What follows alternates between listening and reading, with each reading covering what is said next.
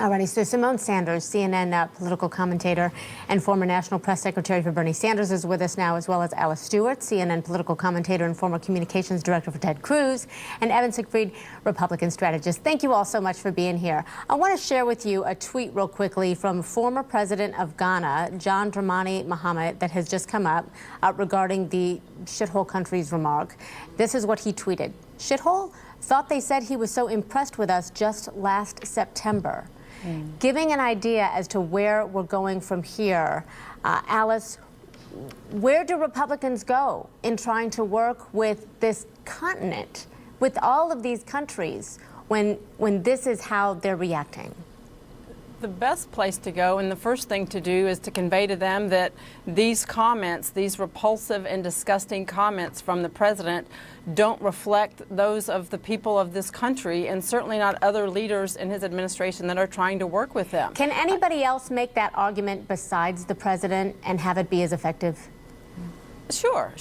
A lot of the people that these foreign leaders are dealing with, they know them one-on-one. They know that these people have good intentions and their hearts are pure and don't feel the same way that the president feels. And I think it's really important that a lot of people, when they're in these one-on-one meetings or talking to groups, to convey, and many of them already have, that the views and comments of the president don't reflect the views and comments of many other Americans. Many people do agree with him, but the majority of Americans with good intentions in their hearts look at all countries as great places in which we want to bring them to this country in a lawful, legal way. And that's the important thing, is the entire argument about immigration and how to reform our immigration system, which is on its track to being reformed, is getting lost in potty mouth comments from the president, which is really unfortunate. Well, and then we have questions about policy this morning. The president tweeted just a couple of minutes ago, the Democrats are all talk and no action. They're doing nothing to fix DACA.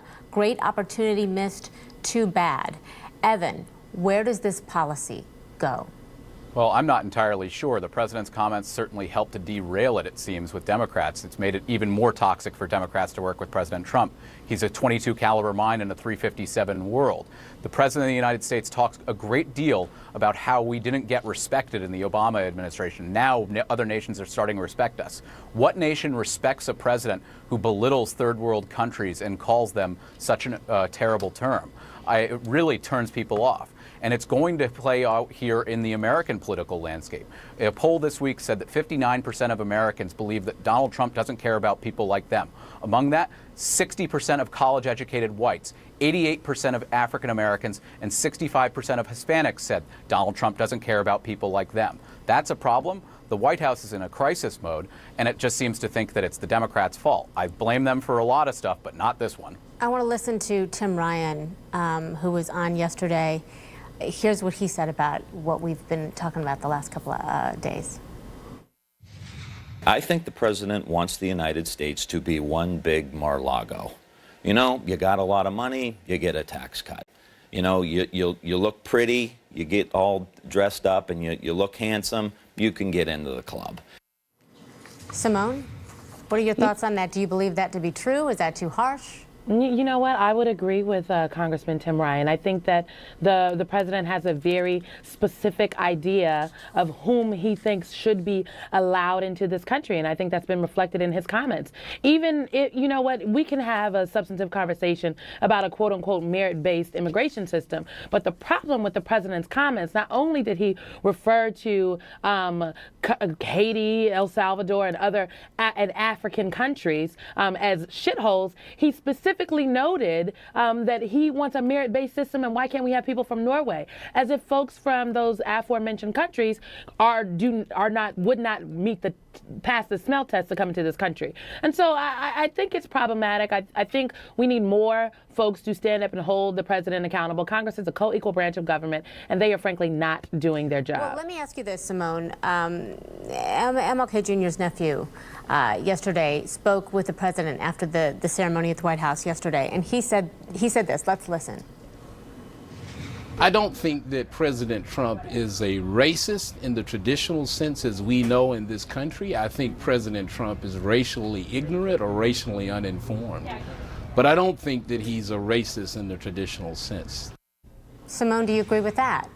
I do not agree with that. So one, I don't care that he's Dr. Martin Luther King Jr.'s nephew.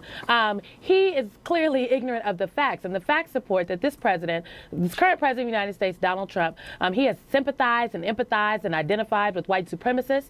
He has repeatedly engaged in rhetoric that others, people of color in this country, and I believe the president is a racist. So, you know, he's not racially ignorant. This is the man that started his campaign saying that Mexico is sending some of their worst. They're sending rapists and murderers.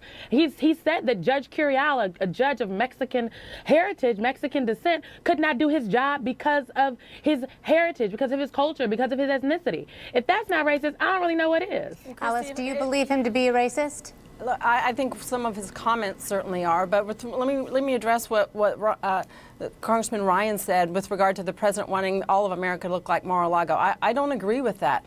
He has made it quite clear that he does want to provide a DACA fix. He does want to provide provisions for dreamers. 60%, or nearly 80% of Americans want that, and he will work toward that.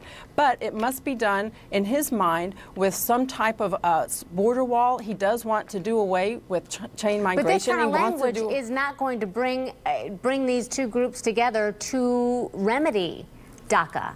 Well, members of Congress want to come together, and they want to remedy DACA, and they want to provide for the dreamers. And look, I think, hold on, I'm not quite finished yet. He's got to sign it The at the president end of the rejected day. a Senate deal that was to fix DACA. The president said, no, I don't like it enough. And 2 days before, he said, I'll sign anything you put in front of me. He's basically doing two sides of the entire argument. It's what he feels like at that given time. So here's the thing. Border security is important, but here's the thing, too, on the this morning. racism part, he said, it's a news report from another network said yesterday that he was briefed by an intelligence officer about Pakistan. She was of Korean-American heritage. And then he turned to his aides after and said, how come the very pretty Korean lady isn't briefing me about North Korea? We don't have that reporting. I just want to point that out. But we do have this morning. The African Union mission is, calling the language that the president used alarming, and they're demanding an apology. Evan, what needs to be said from the president in terms of an apology to try to remedy some of this? He has to acknowledge that it happened and say, I'm sorry. And he needs to come out and say, there are times where I've been imperfect, because that's what we are as humans. But he won't do that because this is a president who doesn't say sorry. He actually loves the spotlight of controversy because he thinks that being president is about getting on the cover of the New York Post when it's actually about governing. And Alice and I both agree we want there to be border security. We want to deal with the problems of illegal immigration. But the president is making it harder for Republicans to actually do this and to reform the system because he gets in the way. All right, I'm sorry we're out of time. Simone Sanders, Alice Stewart, Evan Siegfried, appreciate your voices in this. Thank you. Thank you. Thank you.